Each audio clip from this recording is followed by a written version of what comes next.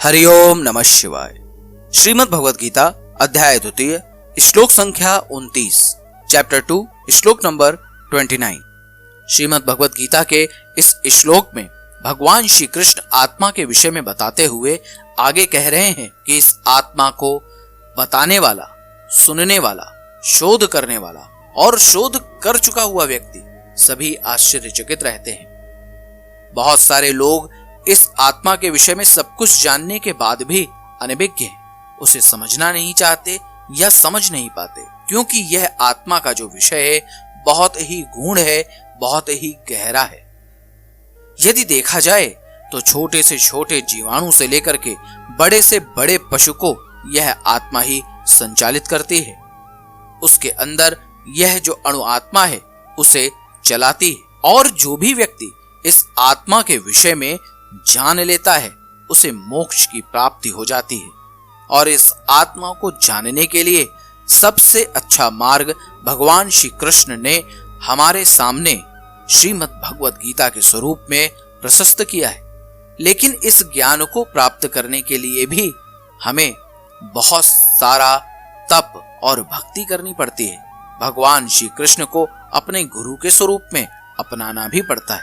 तो आइए जानते हैं श्रीमद् भगवद गीता, गीता प्रेस गोरखपुर एवं यथा स्वरूप में दिए गए अनुवाद एवं तात्पर्य के विषय में। सर्वप्रथम श्लोक। आश्चर्यवत पश्यति कश्चिदेन माश्चर्यवत वदति तथैव चान्यः आश्चर्यवश्चैन मन्यः शृणोति श्रुत्वापयेनं वेद न चैव कश्चित्। श्रीमद् भगवद गीता, गीता प्रेस गोरखपुर में अध्याय द्वितीय श्लोक संख्या 29 का अनुवाद कुछ इस प्रकार से बताया गया है। कोई एक महापुरुष ही इस आत्मा को आश्चर्य की भांति देखता है, और वैसे ही दूसरा कोई महापुरुष ही इसके तत्व का आश्चर्य की भांति वर्णन करता है, तथा दूसरा कोई अधिकारी पुरुष ही इसे आश्चर्य की भांति सुनता है, और कोई कोई तो सुनकर भी इसको नहीं जानता।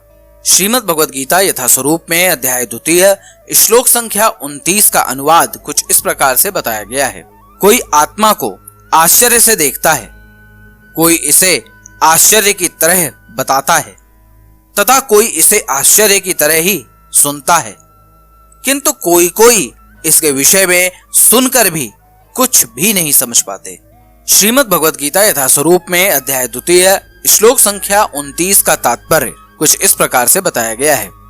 चूंकि गीतोपनिषद उपनिषदों के सिद्धांत पर आधारित है, अतः कठोपनिषद में इस श्लोक का होना कोई आश्चर्यजनक नहीं है।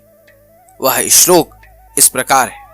श्रवणायापि बहुभिर्योनलभ्या शृण्वन्तोऽपि बहवोऽयं न विद्दो आश्चर्यो वक्ता कुशलोऽस्य लब्धः आश्चर्योऽस्य ज्ञाता कुशलानुशिष्ट।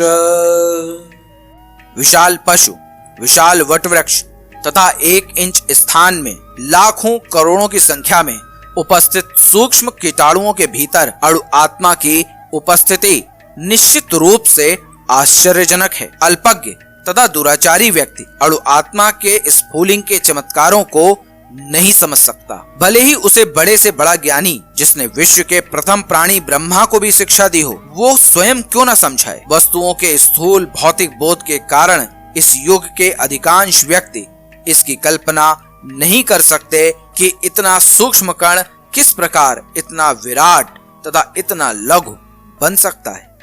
अतः लोग आत्मा को उसकी संरचना या उसके विवरण के आधार पर ही आश्चर्य से देखते हैं। इंद्रिय तृप्ति की बातों में फंसकर लोग भौतिक शक्ति अर्थात माया से इस तरह मोहित होते हैं कि उनके पास आत्मज्ञान को समझने का अवसर ही नहीं रहता। यद्यपि यह तथ्य है कि आत्मज्ञान के बिना सारे कार्यों का दुष्परिणाम जीवन संघर्ष में पराजय के रूप में होता है।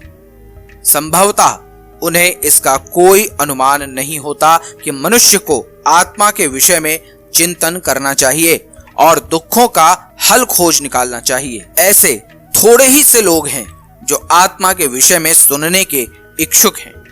अच्छी संगति पाकर भाषण सुनते हैं, किंतु कभी कभी अज्ञानवश वे परमात्मा तथा अणु आत्मा को एक समझ बैठते हैं।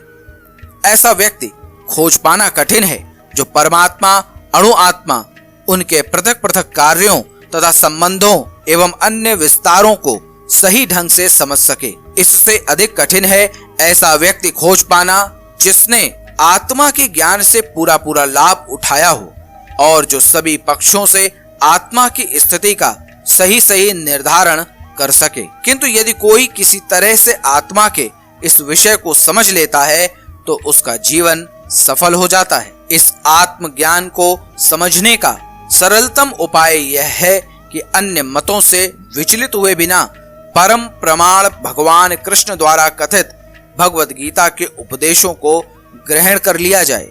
किंतु इसके लिए भी इस जन्म में या पिछले जन्मों में प्रचुर तपस्या की आवश्यकता होती है। तभी कृष्ण को श्री भगवान के रूप में स्वीकार किया जा सकता है। पर कृष्ण को इस रूप में जानना शुद्ध भक्तों की अहेतुकी कृपा से ही होता है, अन्य किसी उपाय से नहीं। हरिओम नमः शिवाय। अब आप मेरे साथ बोलिए, हरे कृष्ण कृष्ण कृष्ण हरे हरे, हरे राम राम राम